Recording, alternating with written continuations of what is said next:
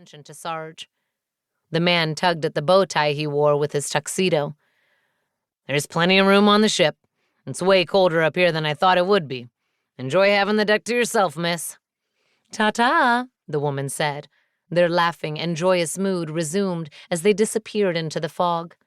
Maya heard a door open and shut. "False alarm," she murmured to Sarge. They looked happy, like they were in love. She shook her head. "Some of us are just terminally single, right?"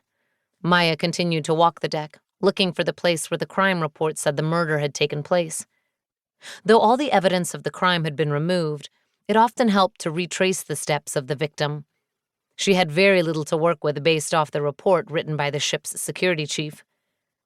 Crystal Linwood, the murder victim, had worked for the onboard entertainment venues for less than a year.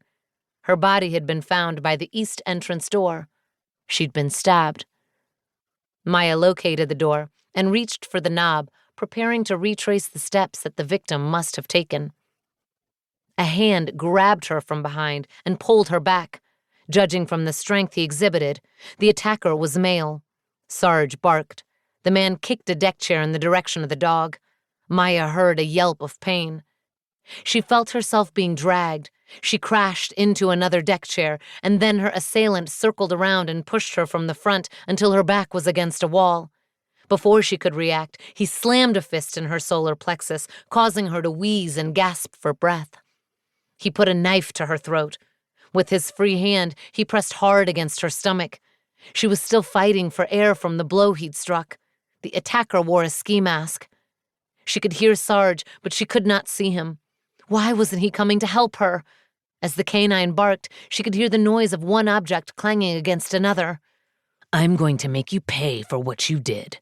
The man's voice held the threat of violence. She could feel the pressure of the knife against her throat. Her hands were free. Though he had her pinned in place, she might still be able to get away. She balled her hand into a fist, preparing to land a blow to his stomach. He pressed the knife deeper into her skin. She smelled the coppery scent of blood, and her skin stung from the cut. "Don't even try," he warned. Sarge's barking grew louder, and then there was an odd scraping sound. The guy shifted and let up pressure on her neck. In that moment, his face was caught in one of the lights that illuminated the deck. She saw green eyes. Some distance away, she heard footsteps. The attacker glanced to one side and then the other. He lifted the knife off her throat and then, without another word, disappeared into the fog. She could hear his retreating footsteps, even as the other set of footsteps came toward her. She didn't see Sarge anywhere or hear him.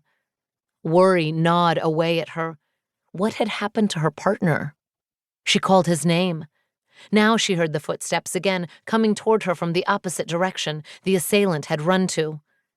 A silhouette of a man in uniform emerged from the fog. He held on to Sarge's leash. "Did you lose your service dog, ma'am? His leash got tangled up with the deck chair, and then that chair caught on another one when he tried to drag it and was trapped." The man stepped closer. "I'm the security chief, David Garrison." She'd noticed him when she'd boarded this morning. David Garrison was the one who had written the report that gave her almost nothing to work with. Her chest hurt where she'd had the wind knocked out of her. The cut to her neck, though not deep, still stung. She held her hand out. Sarge jerked away from the man and ran toward her. She struggled to speak. I was attacked." David's voice filled with concern as he stepped toward her. "You okay?" She managed a nod, and then kneeled and wrapped her arms around Sarge. Holding the dog steadied her nerves. They both had had a scare.